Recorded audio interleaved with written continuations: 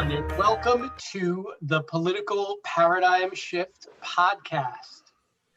So, today we are going to be talking about the topic of class, socioeconomic class in American society, and other features of class. And first, I'm going to go over some data stuff. We do have this election coming up in 9 days. Everybody has at least a little bit of anxiety about it, except for maybe Chuck. So we're going to talk about some data points there. First, I do want to introduce my lovely wife, Ashley, who is joining us for the second time, but technically for the podcast, it's the first time. So she's going to briefly introduce herself, and then we'll start. Well, she'll be introducing the cat behind her too. The cat needs to leave, but should we give you a heads up when it's about to jump? That was looking spooky for a while there. It's just the Halloween aesthetic. Yeah, right. Anyway, so I'm Ashley. As Nick said, I'm his wife. So politically, I come from a probably more right-wing family, right-wing kind of moderate sort of family. However, politics was always pretty taboo and we didn't really talk about it. I myself, I would say I kind of stay pretty much dead center. My mom has always been more toward the left. My dad's very right. So I ended up being right in the middle. But that's pretty much it in terms of my political spectrum per se. So I don't know if there's anything else that you want me to add to that in terms of an introduction. No, that's it. You have a degree in sports psychology, as I understand it, right? Is that correct? And then you have. Are you just learning about this? Yes. I don't know this. I'm reading your biography here. He never knows. Yes, I have a doctorate in sport and performance psychology. And then you also undergrad in arts therapy or some shit? Expressive arts therapy and psychology, and a business minor. If we really want to go all into it. There you go. We do. Okay. Okay, so thank you for introducing yourself. I appreciate that. So just to kind of talk about the current status of the election, in terms of the general presidential election, things are about the same they were last week, which is very good for Biden. The fact that they haven't started tightening yet is a good sign if you're a Democrat, right? We're getting closer and closer to the election. And all of these different controversies that the Trump administration and his various allies are trying to push don't seem to be having much of an impact. And then in addition to that, the debate that a lot of right-wing people thought Trump did very well on has sort of not moved the numbers at all. As far as we can tell at this point, in terms of like swing states, the numbers that we discussed last week are pretty much at the same point. I think Biden might even be doing better in some states, with the exception of a couple of polls, but those are shady polls, and I won't get into that. So that being said, there is a Senate race, and so I had Ashley write down some poll numbers just before we got here. And so I'm going to go over just the important races right now. So the races are North Carolina, Arizona, Maine, Michigan, Colorado, Iowa, South Carolina, Montana, and Georgia. And so right now, so I believe the Senate is split 51 to 47. No, it's 53-47 right now. 53-47 rather. Okay, so 53-47. So in other words, the Democrats need at least 3 seats to tie and 4 seats to take over the Senate. All right, so in North Carolina, the Dem Cunningham is beating Tillis, although that race has tightened.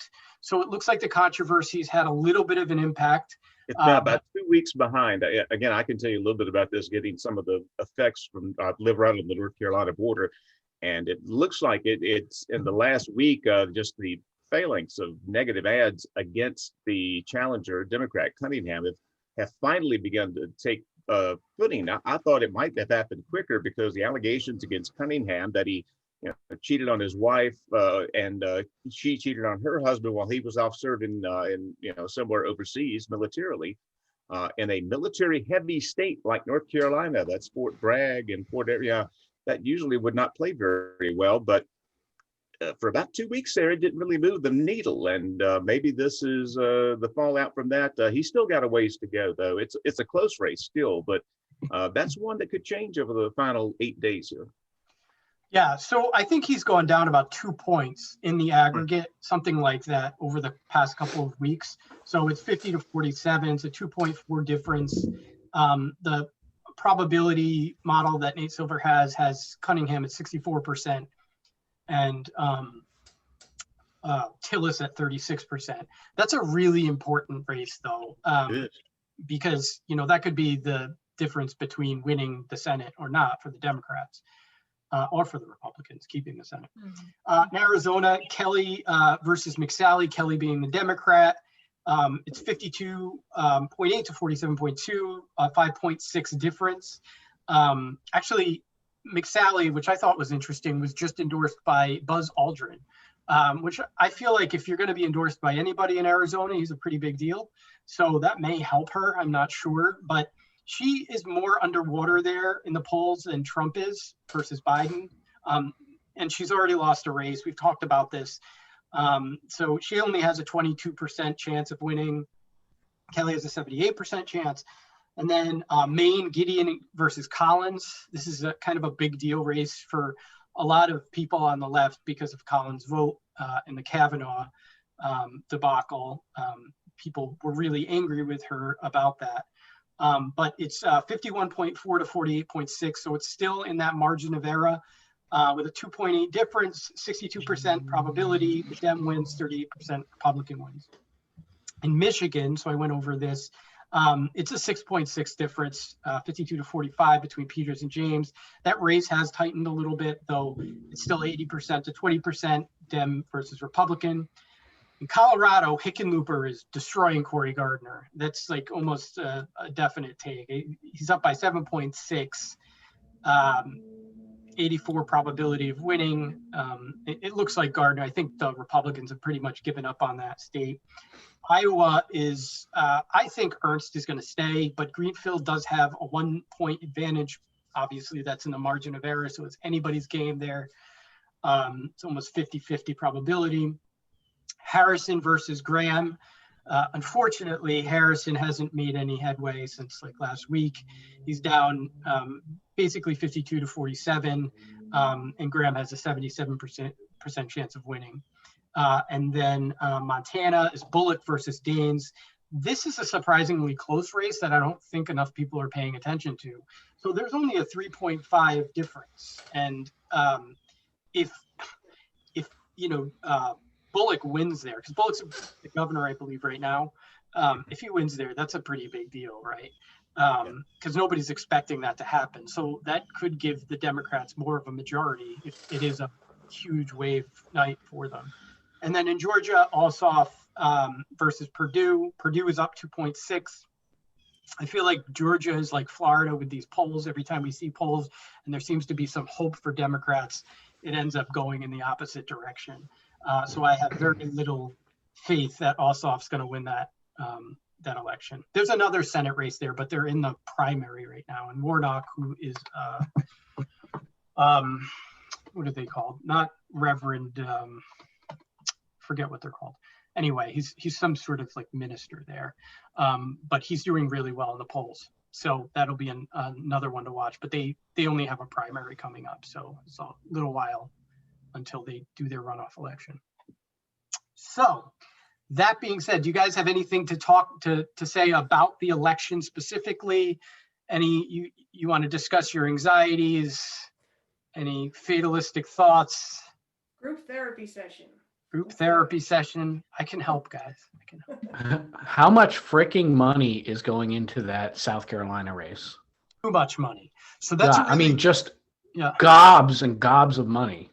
So Harrison, I believe, has received more money than any other candidate, Senate candidate in history, and he just surpassed Beto O'Rourke in Texas, who was previously had the record. But all of these races are like the race with against McConnell in Kentucky. Like she got so much money. Democrats are just out financing campaigns like crazy throughout the country in the presidential race everywhere. It's pretty insane.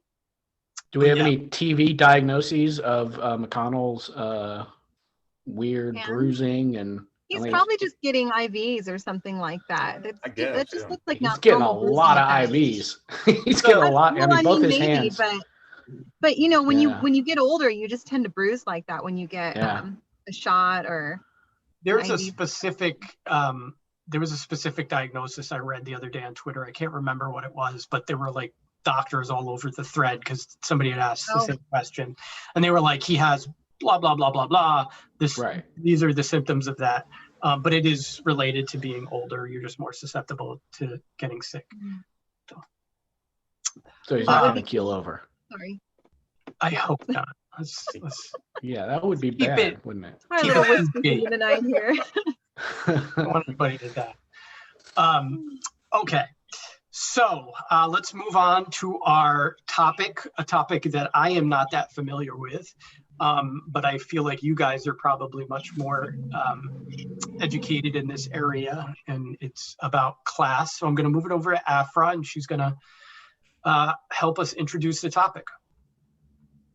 Thanks. Okay. So as I might have said, I did some research and what I ended up with was really more questions. So I'm going to pose them. And I started out with this idea that, you know, I think that class in political terms is a sort of outdated concept for the US. And that is like the question of whether class is still points to a set of shared political interests. Is there something called a class consciousness? And, you know, like my gut said no, because partially based on the way that the political discourse has been really sort of narrowing. It used to be, I'm not that old, but I'm old enough to remember where everything was about the middle class, right? The taxpayers. Very little attention being paid to working class people, whatever that means, or the rich. Now, Bernie Sanders started talking about the mega wealthy, so there's some kind of awareness there. And I think you know, this is unscientific, but I think that if class still holds any kind of political cohesive power, it would probably be amongst the mega wealthy, right? This idea of shared political interests. But the political discourse is, for the rest of us, is sort of moved away from that to talking about people in these smaller niches, right? What do the evangelicals want? What do the suburban housewives want? What do college educated whites want, right? That sort of thing. So that it's a lot smaller than just talking about class. And, you know, class as a concept has been with us since basically the beginning of time. Plebeians and patricians in Roman times, you had these the three-part class structure in the Middle Ages and the Renaissance. So in Europe, where you had, of course, the nobility and aristocracy on top, with the king as the chief peer, right, first among equals, and then you have the working class or the peasantry, and well, the second class would have been the clergy at that time, of course. So, but in those cases, you have like these sort of religiously homogenous societies, and the political necessities, they had the same level of status. If you were in a class, you had the same level of status as others in that class, same level of prestige, more or less same amount of money and the same amount of power. But now we have people who have maybe prestige and power and not any money, or we have people who have lots of money and lots of power but not much prestige. And looking at the way sometimes classes, a lot of the times, the way that this 6-part theory of class and things like that if you break it down, it will put someone who makes $100,000 as a blue collar worker in a completely different class and opposed even to someone who makes $100,000 sitting behind a desk. So it seems to me that I think on one hand, class is a sort of outdated concept, and on the other hand, it's more that we're kind of reevaluating it, or we're reconfiguring it, because there are groups that have shared political interests, but not necessarily according to how much money they make, and not necessarily according to their level of power or prestige in a society. So like the one holdout might be very rich people. Anyway, so I guess if I were to break that down into questions, right? The main question is there a thing called class consciousness? People put themselves into classes. Most people would describe themselves as middle class, whether that is accurate or not, in terms of objective class divisions. Is there a class consciousness? Do people vote as a class? Can you reach people as a socioeconomic class, or are the divisions just a little bit more sort of nuanced than that? People who are in the same in-group want to vote together. Is it more geographic? Is it more about education level? Is it more about race or gender? So that's kind of how I thought I would start it, and hopefully that's enough for us to talk about. Okay, who wants to respond? So who put up the poll the other day, or the quiz the other day about, I don't know if it was in your group. I thought it was, though, about it asked you some socioeconomic questions, and it told you whether you were middle class or not. Yeah, That was Heather.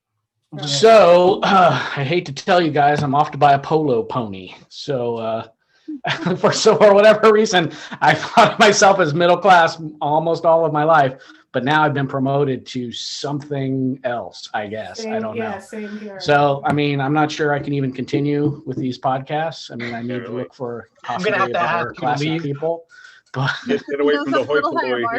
here. yes, exactly. But no, I mean, I think that after highlighting the super rich is an important thing, because yes, we've always had rich people, right? But we have these collection of just ridiculous, hyper rich, and they're not the kind of rich we used to have, right? They're not as much family rich as they are, I built an app and I got a couple bill in my pocket, and I'm, ready to kind of throw my weight around a little bit. And I think I don't think we've seen the full effects of that.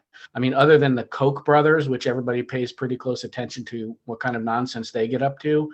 But just these hyper rich guys that can literally change policies just by the sheer amount of wealth that they have, right? And I mean, obviously, Bill Gates is very active in some areas, but you just have these guys that, I mean, we had another billionaire run for president this year. Apparently, it wasn't enough to get Yang the nomination, but those kind of guys are out there, and there just seems to be kind of a lot of them, and they aren't coming through those traditional pipelines that we remember.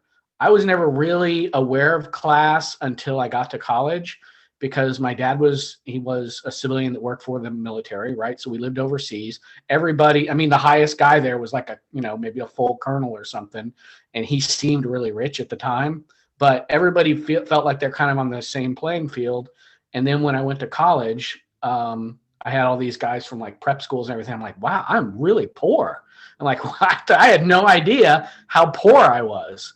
And I didn't really have any awareness of that. But I mean, those people, at least at that time, and I think maybe less so now, but at that time, they were pretty cohesive, right? They thought of themselves as a group, rich people, and not nouveau riche people, like rich people that have families have been rich for a long time. Nick, you're in Newport, is that right? No, Oh, you're in Rhode Island somewhere. I'm right? here in Newport. Yeah. Yeah. So that was, I mean, and I don't know what it's like now, but that was always a bastion of those kinds of people, right? I mean, they're Not anymore. they pop their collars Very up and they're divided. sailing around and whatever. But yeah, and maybe, like I said, maybe less so now. Keep in mind, I was, my experience went back to like the 80s and 90s. So, but I just feel like these hyper rich guys, we're not sure where that's going. But I think the middle class still has some political appeal to it, right? Because everybody's going to talk about what their taxes do to the middle class. Now, whether they're actually speaking these people's language or not, I don't know. But if someone's putting forth a tax proposal, they're going to emphasize how great it is for the middle class, which is maybe not the right way to direct it, but I think that's where they're going. The middle class is going to be a popular group that politicians like to pander to simply because it polls well. If you say middle class right now, it still has a very positive connotation to it. So yeah, any politician trying to get an idea into law is going to testify as to its positive impact on the middle class. Now, what does the middle class mean? Yeah, you're not going to get a fair definition. It just means you're I guess it's anybody who's not uber rich and simultaneously is not wondering where their next meal is coming from. So it's pretty much, you know, the 80% in between. I don't know. And Afra made a good point insofar as I don't think we look at class like we used to. I don't think it is important in contemporary society because we are creating all kinds of classes. Very rarely do you hear somebody say, oh, I'm middle class, upper middle class, whatever. They usually like to define themselves by their politics now, or their gender, or their sexual orientation, or their race. If you ask them what they are, that's, for a lot of people, that's the first thing they go to. Now, middle class, rich, poor might get into the equation somewhere, but their primary means of self-identification is now quite often on quasi-political lines. I think this contemporary society sees that political affiliation as the most compelling thing about someone. I don't like that. I think there are the other things much more compelling than that you self-define with. But yeah, for a lot of people today, particularly younger ones, I've noticed I'm a bi Democrat, cis, otherwise cisgender, whatever. But that's their initial. It gets confusing, trust me. That was perfect, Chuck. Good job. Yeah. I feel so old and square. Yeah, it's but that's the primary means of identification for a lot of people today. And on that list, class, such as we define it, is probably not in the top 10 for a lot of them. So I have a slightly different view because I do think the lower classes could still identify as a potential, cohesiveness for political movements and stuff. And I think that's what Bernie Sanders was trying to tap into, was the fact that a lot of us are not necessarily middle class anymore. We're somewhere just below that or a little farther below that than we'd like to be. And in order to, even the playing field and get back up there again and be able to meet the standards that every American would like to attain to, I think that's where we see, the populist candidate Bernie Sanders come in and say, hey, look where you are. It's not exactly what the middle class is, and it's easily attainable if we just adjust a few things over here. So I do think it's possible to use that as a leverage politically. I don't know if he completely succeeded. But, like you said, that's not a scientific measure, but I definitely think it sparks some desire to utilize that. For instance, his way would have been way better than the way Trump has gone about pandering to that group. I also think there's a lot to say about where you live too. Like your middle class in Rhode Island, in rural Rhode Island where we are, is going to look different than it does in New York City or it does in LA, just based on cost of living and that sort of thing. Like what's considered middle class across the board is going to be very different in specific pockets of the country. Sure, yeah.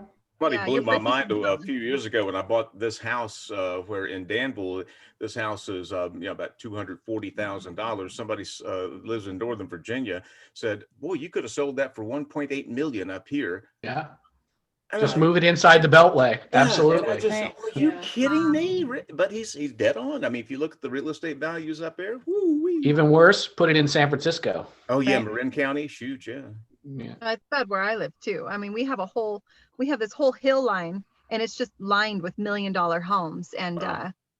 Any new buildings that go up, they're like, okay, we'll put new apartments in, and we'll put some that look out on the beach, right? So these are like $2,500 for 2-bedroom apartment kind of things. Sure. But then they're like, oh, we're going to build affordable housing over this way. And then they put those in a neighborhood that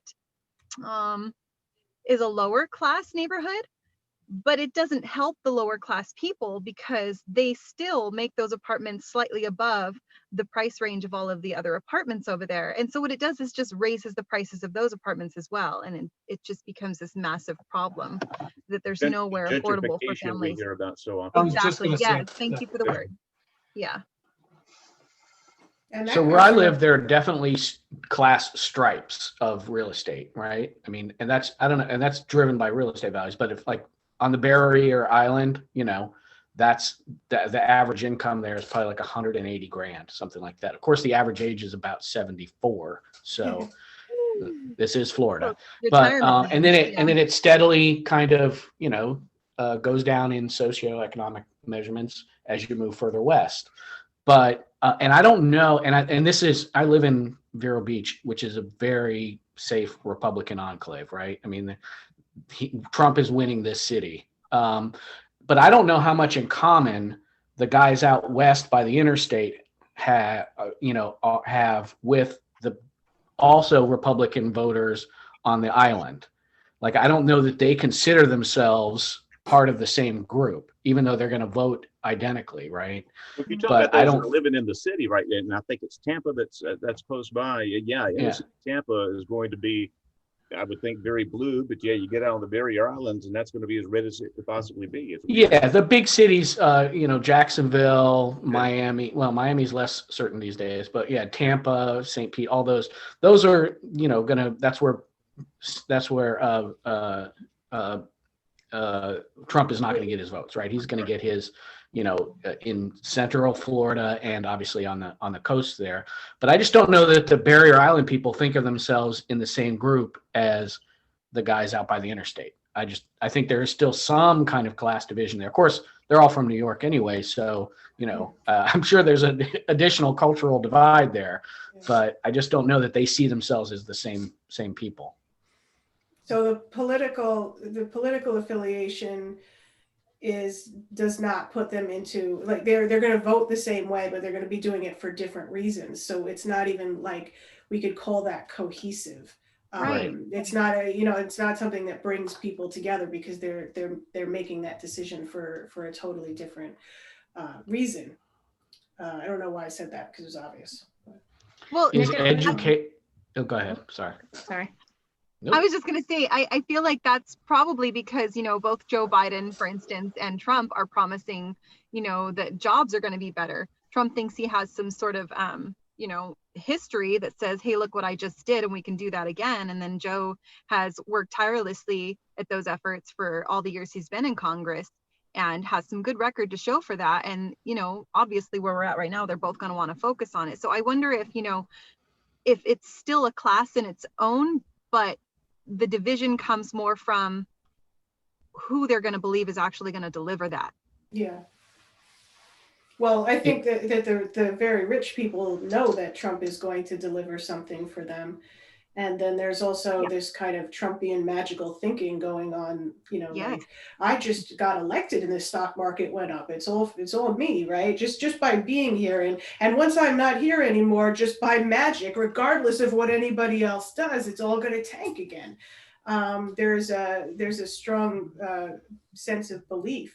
And I think something that Chuck was talking about the middle class being this sort of hard to define thing.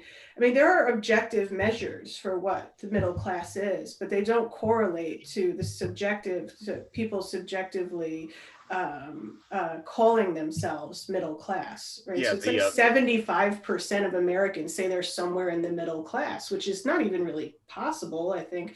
But there's the subjective and the objective. So people hear middle class, and it's strange that working class hasn't taken on, right? It's almost like that was a missed opportunity with some of the progressive movement over the last 4 years to say, let's stop talking about middle class. That's a subjective thing. We're talking about working class, and whether you could, if you had to, because you got sick or something, stop working for a month. Right? If you can't stop working for a month, you're a working class, right? That would be a kind of, it would be an objective measure that also would not be as disposed to this sort of subjective, sense of personal status, or trying to place yourself. I have bad vocabulary today. Yes, ma'am. And I think that healthcare is also probably the biggest issue here in trying to see where you are, and what might be a cohesive element in terms of activating as a group and getting motivated.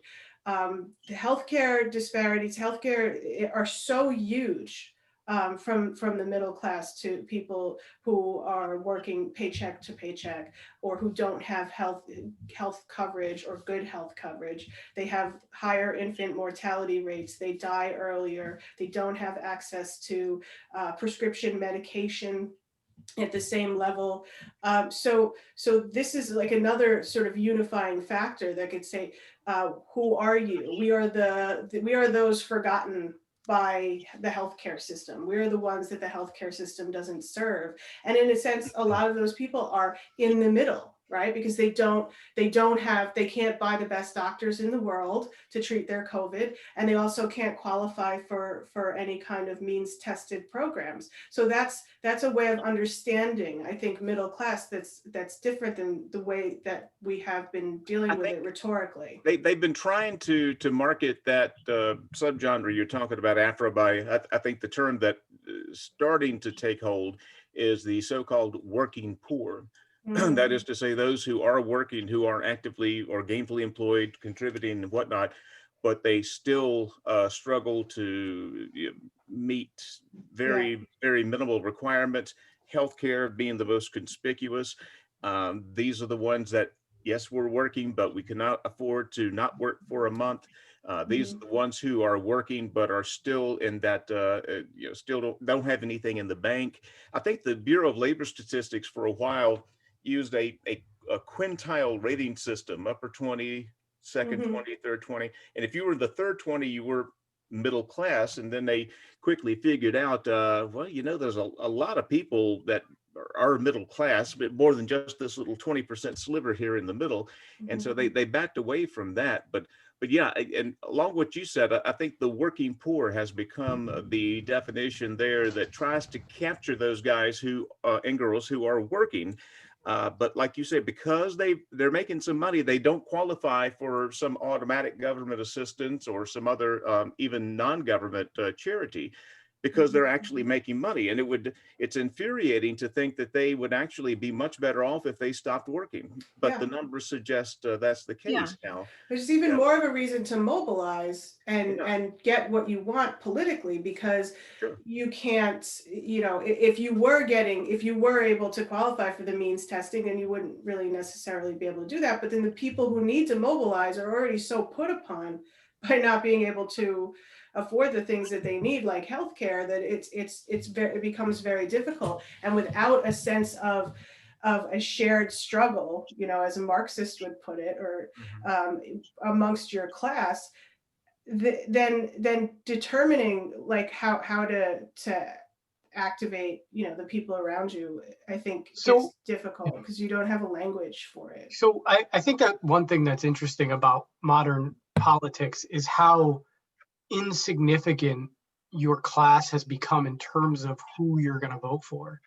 I mean, the number one factors that are attributed to voting for a specific politician are education, right? Education level, and it's heavily influenced by cultural factors as well. And so, which is interesting to me, because I feel like a lot of these things, like healthcare for all and a minimum wage, raising the minimum wage, and stuff like that, government programs, I feel like a lot of sort of Trump voters kind of benefit from these programs, and then they vote for Trump, right? And then even though they don't have healthcare, they don't have this, they don't have that, and these things could really help them because of these cultural issues. And I guess there's other reasons, conspiratorial thinking, that kind of contributes to that. But I just think that, because I feel like, and correct me if I'm wrong, a lot of you guys are older than me, so I don't know if this is totally true, but I feel like in the 90s, what are you laughing at? Why you gotta be like that, bro? Hey, Yeah, calling us old fool. you are not, Heather, you are. I think like Nick. I think the Nick same said age. once in a thread, he's like, "I think you're like a couple years older than me." I'm like, "A couple of decades older than you." Yes, Well, that's a I know. compliment. I'm joking. I I'm joking. guess. I know you and I are closer in age. I know. Yeah. So, but I mean, in the 90s, from what I remember, I mean, economic issues, right, and economic status and all that kind of stuff, I feel like people were just more aware of that kind of stuff, right? And it wasn't, they weren't as heavily influenced by other issues like, you know, it's just weird to me because, and I don't want to say like they're voting against their own interests. Maybe they're not. Maybe they have other rationale for voting for certain things. But it seems like a working poor person or a working class person, I feel like Trump got a lot of those votes, wouldn't vote for somebody who is going to make it more difficult for them to get health care, doesn't have a sufficient health care plan, stuff like that. So I just find that kind of interesting. Yeah, It's almost like they I have agree. some other deep motivation. Well, I don't know what it would be. Stop. Mark. Possibly they're all cannibals. No, look, shut up, Mark, shut up. Do you want ratings or not? Come on, bro. No, I don't. I like the podcast where we get like 4 views and everybody like hugs each other at the end. Yeah. So I want to say, yeah, I agree, Nick. I think that this split, particularly between Republicans, Democrats, was like a real patrician plebeian thing, and a lot of that in the 90s, and a lot of that was like the union issue, people who had union jobs. There was union busting, not at the like early 1900s level, but that was going on. It happened to my parents. Part of the reason why my parents are Democrats and not Republicans is because they were both in jobs. My mother worked in nursing homes.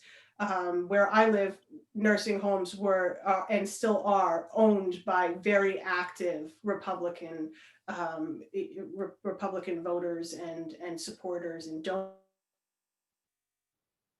She tried to unionize and was just completely abused by the entire local Republican Party, and that left a taste in my mouth. And my father also worked for the town that was run now it's run by Democrats, but at the time it was run by Republicans, and they, you know, threatened to fire him and stuff if he didn't like vote the way that they wanted him to.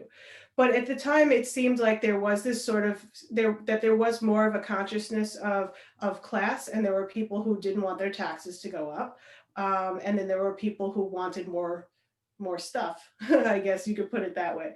But you know, more so than whatever Mark was going to say. I think Cannibalism. that cannibalism, more than cannibalism, I think that we can't underestimate that there are cultural reasons why people, even if they need something, even if they need food stamps or they need health care, they need Medicaid, will resent the fact that they need it. And not want to take that stuff. They don't want to take from the government. What they want is an opportunity. Now, they might not always be the most diligent about going after any opportunities that are there, or there may just not be any opportunities, but they resent that. And they also can resent themselves for taking it if they do, which is what one argument, I know some of you aren't going to like this, for these things becoming universalized. Right? If it's not like you're poor, so we're going to expand Medicaid so that you're somewhat less poor, but everybody gets it if they want it, right? And it's the same idea with the universal basic income.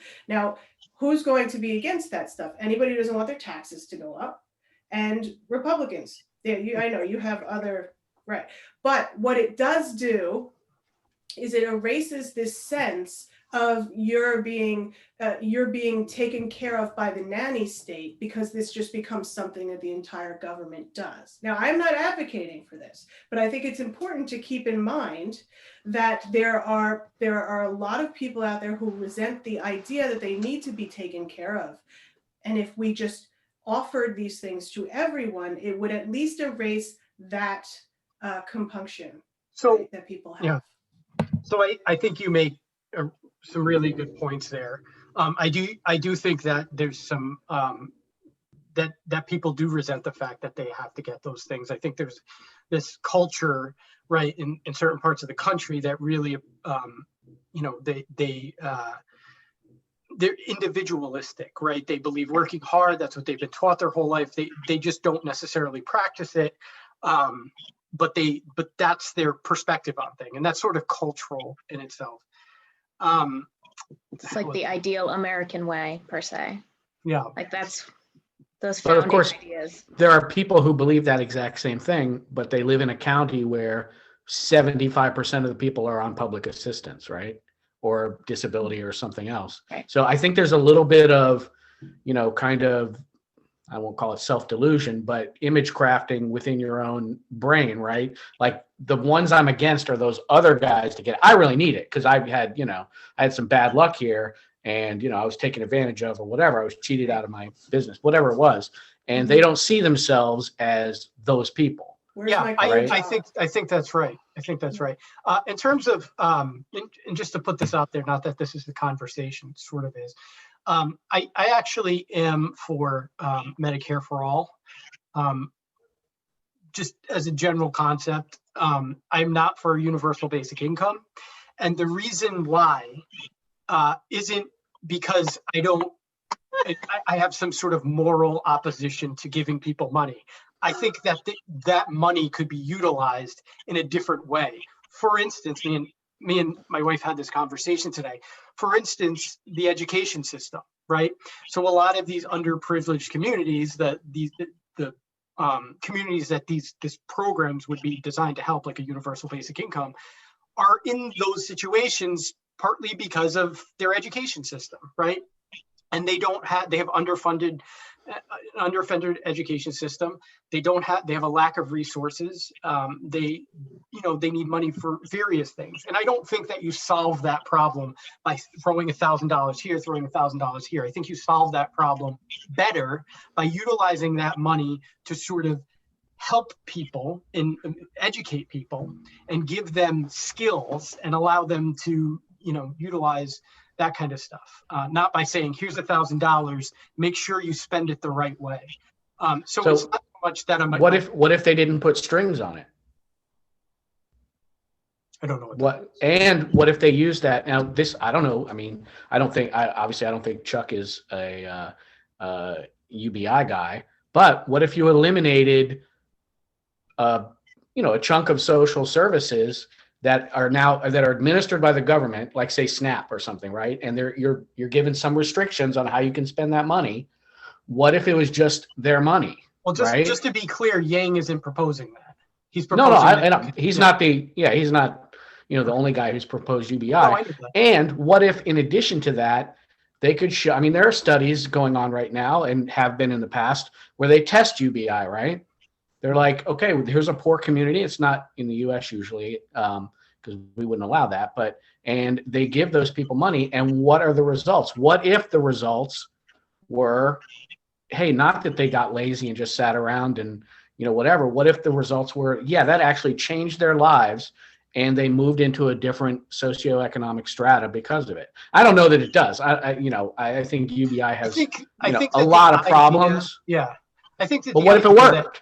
If you give people money that somehow, it's going to make their life a little bit easier, but it's not going to solve those systemic problems that we all know exist, right? And the way that you solve those problems is you empower people through education, through various community programs.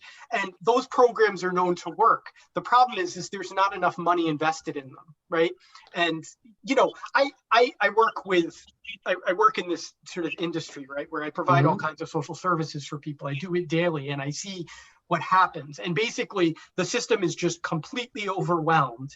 The people working in the system don't have the time or resources to provide people what they need. And if they did, and they had more time and they had more resources, I guarantee you the services that we're giving to these communities would be 10 times better and 10 times more effective. But you don't get that by giving them money. You get that by investing that money into the same programs that already exist. It's just they're not funded well enough. And that's the same thing with education. The education system in some of these communities is reprehensible because it's based on property taxes, right? Some federal aid, Right. but mostly property And that's taxes. part of the gentrification issue. Right. Mhm. That's And- part of the gentrification issue. That's what's going on with our school system. When the gentrification issues happen, you get these weird poverty pockets and schools that don't do so well. Mhm. Right. And so you have these schools that are crippled by their community-based problems. So you have all this kind of, substance use, crime, violent crime, poverty just in general.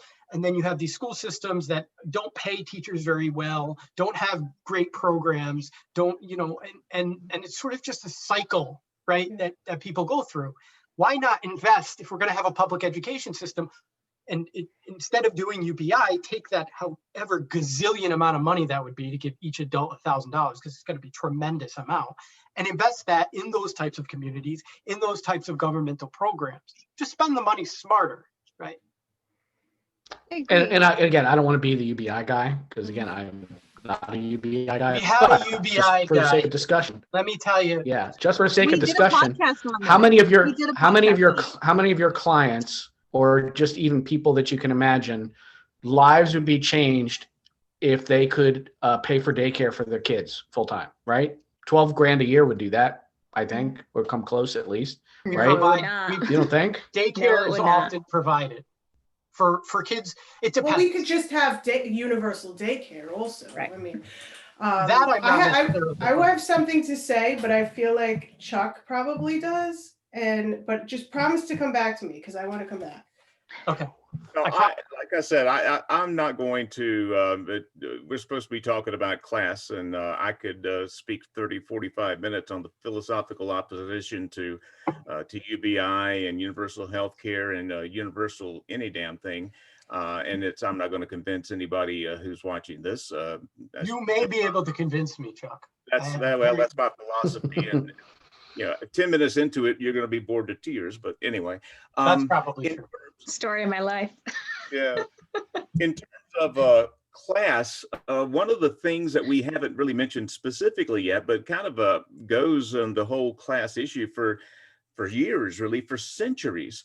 The biggest class warfare we had was not necessarily between the haves and have-nots, but the workers and the management, the workers and those who own the means of production. It was, of course, the very fuel that undergirded Marxism. American history with that, the labor movement, first half of the 20th century, was a very, very big part of this nation's maturation process, trying to figure out how do we as a public government, a public entity, take a side in this. Again, if you look at the arguments, both sides have compelling arguments. The business can't be a business if they're consistently losing money. The workers can't work if they can't pay basic bills or if they don't have a good healthcare plan. And the arguments that the two sides generally had, we created the National Labor Relations Board with an expressed purpose of not choosing one side or another, but in ensuring the sides always talk. Any NLRB intervention should be, by its own charter, should be promoting dialogue. And as we talk about some of these other class things, that's sort of the fuel for a lot of them. But yeah, we can simplify it and call it has or have-nots, but that idea of the workers versus the management, the producers versus the owners, that has been the class identification that has been behind a whole lot of the really incredible debates we've had since the formation of this nation. Okay. Yes, it's true. And even Afra. before. Yeah. I wanted to come back to Trump voters. And Mark was talking about Trump voters, and on this issue of UBI, I think we're the United States of America, right? We could do both. We could do what Nick's saying, and we could do what Mark is saying. But I'm going to play devil's advocate for a bit because there's a problem that UBI doesn't solve. Which is this one thing that's still a holdover from class consciousness, this concept of status. right? And Trump plays that so well, almost that like people didn't even know it existed, talking about the forgotten man and woman, right? The forgotten man and woman is not necessarily a person of any particular class. It could be anything. It's vague enough for anything, but it speaks to people who feel, for a variety of reasons, that they do not have any status in this world. So that, you know, even somebody like me, basically I'm completely poor, right? I have no money. I make no money at all. But I have a PhD, right? So I am an elite, and I am not part of the forgotten man and woman group. So he's speaking to like these Trump voters that Mark says are around the block. They don't have much in common with the people on the Barrier Islands, but they're voting the same way because they're hearing, in part, they're hearing that there is that they do now have some status, that somebody has now conferred status onto them. There's a power by proxy argument going on here that I don't think changes if they're a household making $70,000 a year or $25,000 a year or $250,000 a year. They feel that they've lost some status, and it's a vague enough thing that they could feel it because of demographic diversification. They could feel it because they feel like people have more prestigious jobs than they do, right? They might be doing well, but their jobs are not prestigious. But he's speaking to people who feel that they have lost some sense of status in one way or another. And that feeling of not having any kind of prestige or status is not comfortable for people, right? Everybody's kind of looking for something that sets them apart from the group, or something they can be sort of proud of. And maybe people who don't feel they have anything like that are attracted to this appeal to class in this very precise way. I wonder, and obviously this isn't the only reason, because I agree entirely with what you're saying. I think that's 100% true. I wonder if it's not the only reason for anything. It's just a reason. Well, I'm saying what I'm about to say. Oh. So is it at all possible, and it's really hard to have this conversation and exclude that big elephant, and not the one on the blanket behind me. Animals. Those are little elephants.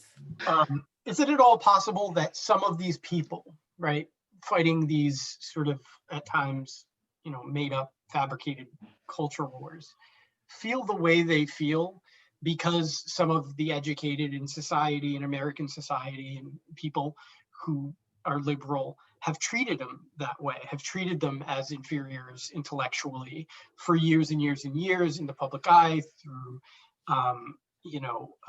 various means.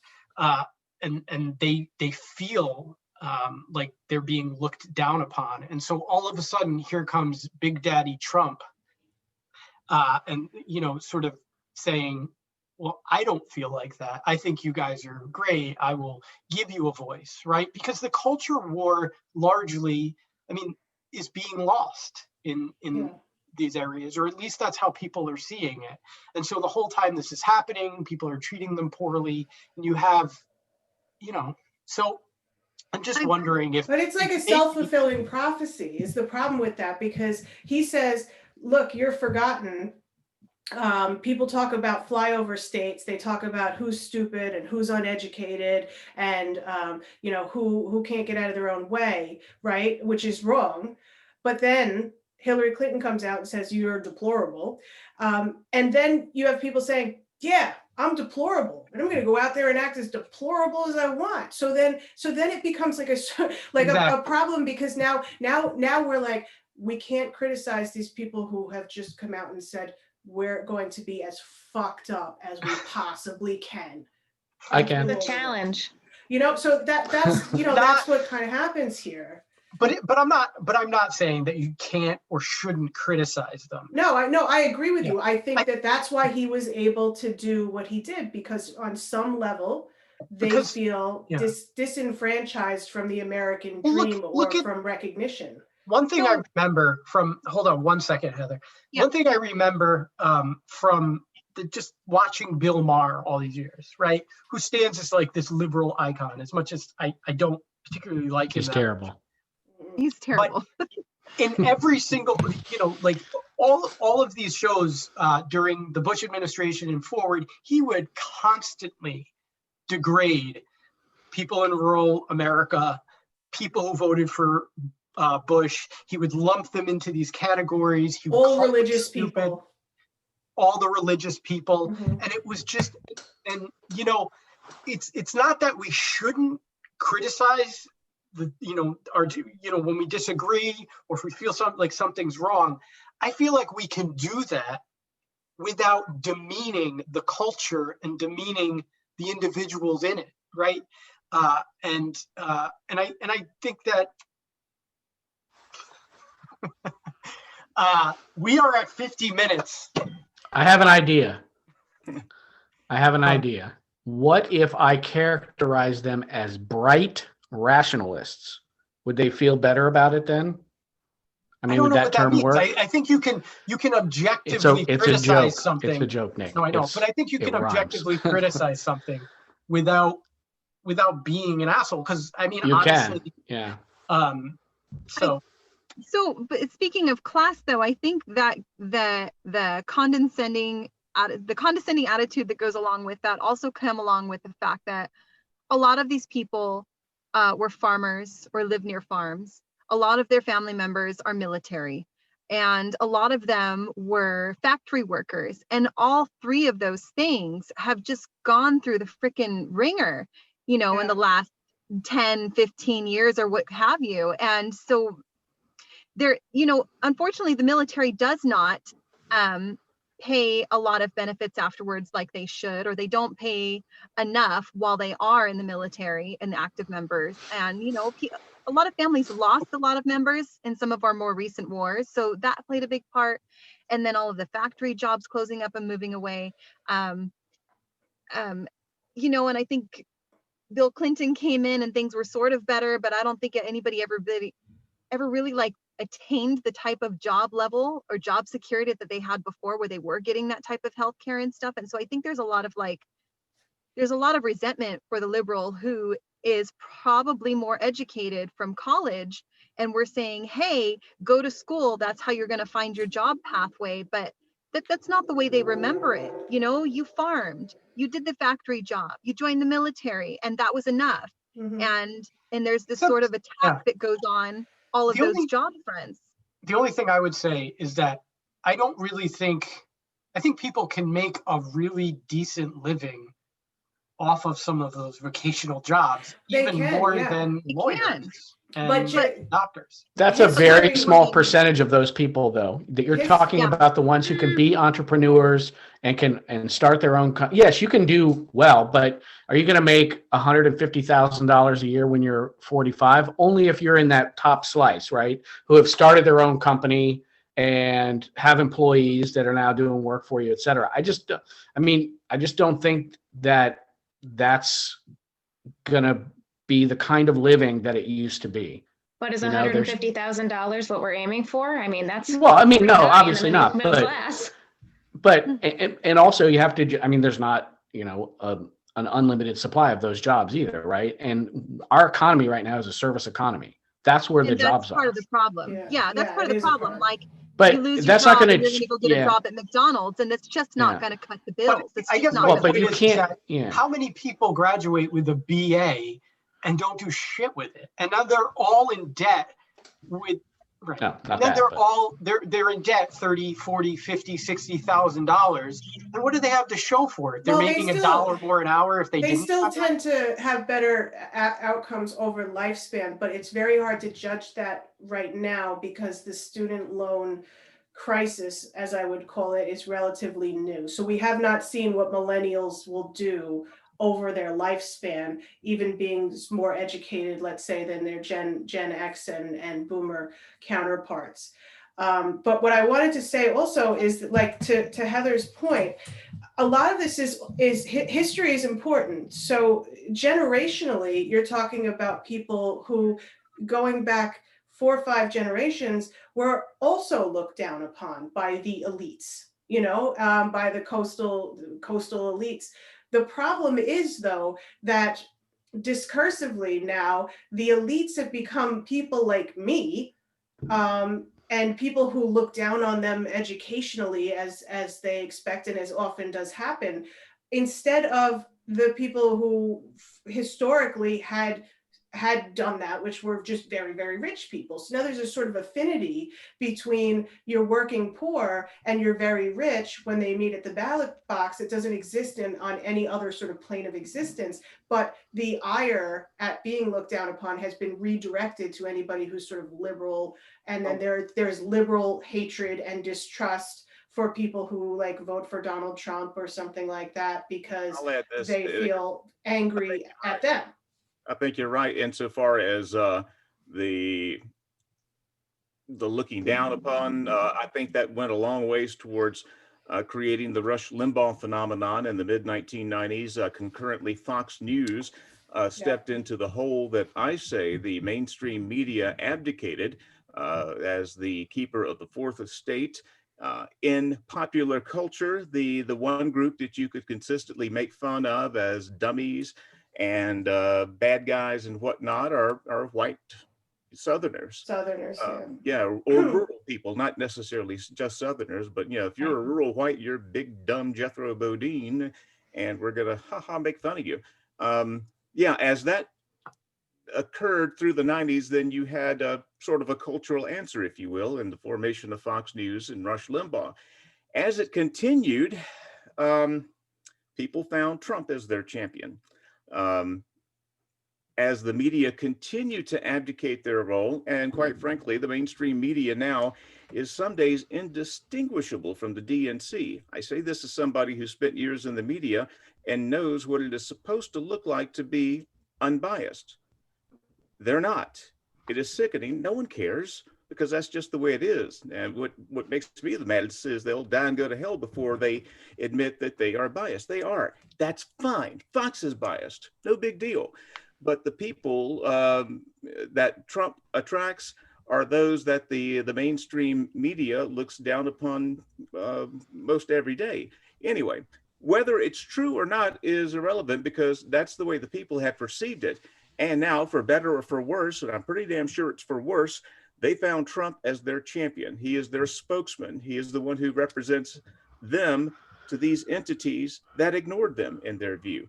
And that is a dynamic that's not going to go away after November 3rd, no matter who gets the most electoral votes. And it's, unfortunately, it's combustible. Yeah, and he's ironically created a new class of people that does have a sort of voting cohesion, and but the class is sort of based on that sense of grievance. It's based on, exactly, chip on your shoulder, and as long as he can keep that chip on the shoulder, he's got a chance. Yeah. Wow. Some deep Are stuff. we at the 60-minute mark yet? We're very close, Almost. so we should start wrapping up. But that was a great discussion. Good. Yes, very calm. So Calm is it? Shall we liven it up here? I mean, Nick, you're such a slaphead. You all suck. I hate you. Deplorable. Does anybody want to mention anything briefly? Current event stuff. Yes. Oh, yes. Now, this is way more important than anything. Besides Mark, does anybody? Just kidding. In 5 days from today, there's going to be a very important cultural event. The Mandalorian is returning for season 2. We already know. Yes. We already know about this, right, Ash? I know. I'm just saying, but that's amazing.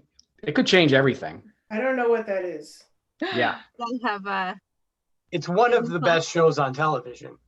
So I am not a Star Wars fan at all, and I had no idea what any of it was at all, but I do like The Mandalorian. It's So good? Okay. All right. Yep. I'll take that recommendation, because I'm also not a Star Wars fan and I don't know anything One about it. of those that's masked, like they released the entire season in one day where you binge watch it, or Yes. Nice. Well, I'm not allowed to binge watch anything, Uh-huh. but I have to watch it 1 hour at a time, which is awful, without the drinking Diet Coke. And We should do a podcast on Star Wars versus Star Trek, so that Ooh. so I could definitely. anybody do else here likes, yes. Hey, yeah, you got it. I'm Team Star Wars. I'm so I'll be team Star- Star Trek, so I'll be team Star Trek. I have Just to like do with Star my Trek. politics, I'm in the middle. Here's the whole argument. Star Wars, better concept. Star Trek, better execution. Okay, I can get down with that. I think Star Trek's better in both regards, but that's just me. I was raised on Star Trek. My dad was a Trekkie. Like he wore Yeah, the mine too. ears, he learned Klingon, he did all of it. He had every tape in alphabetical order. In the That is basement. super cool. Listen, Mark. I'm not joking. Talk shit. I'm not joking. Awesome. You can talk to Nick's dad about Star Trek for hours. Well, I'm into it. Let's have him on. We'll do it. He- Bring him. guest pod. Yeah, maybe another time. Does this count as everyone hugging at the end? 'Cause I feel- No, Okay. no. I actually hate you guys. There you go. It was really awkward. Right.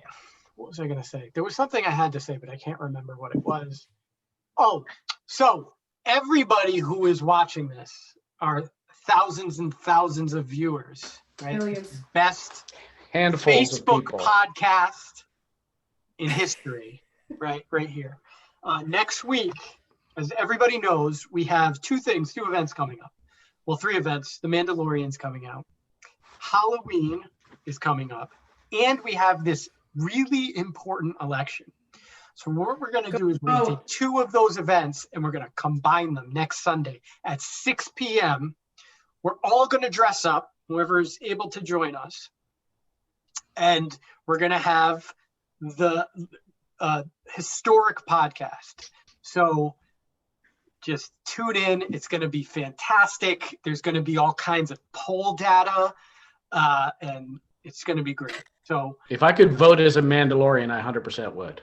somebody should dress up as a Mandalorian, Yeah. because then you'd have all three of those events happening. That's right. Right? That's basically going to be our topic then, right? It's the election that will Yeah. occur. I mean, days can after we? that. We that's can't cute, not. doggy. Chuck, what are you going to be? Because I didn't get to have this conversation with you. Yeah, this is a new one on me. I don't know. I'll have Wait. to think about it. Okay. All I right. don't have any of my costumes. I don't here. have any. Yeah, I'm not a big Guys, costume. all you have to do is you have to go to a store and buy one. That's it. No. That's Preparation. not Wow. how I do costumes. I Really? haven't had I'm one very with horns. serious You about cut costumes. blankets? What? I haven't had one with horns, so that's what I'll be wearing. Chuck, want I you guys- recommend the Charlie Brown ghost costume. Just like think- 45 holes cut in a sheet. I can do that. Yeah. There You you guys go. should go When you wear that, all you get is rocks. Yeah, as well, you know, all out. maybe they're valuable. You never know. All right, guys. Thank you, everybody, for coming. This was a great show. I appreciate it. Have a wonderful night.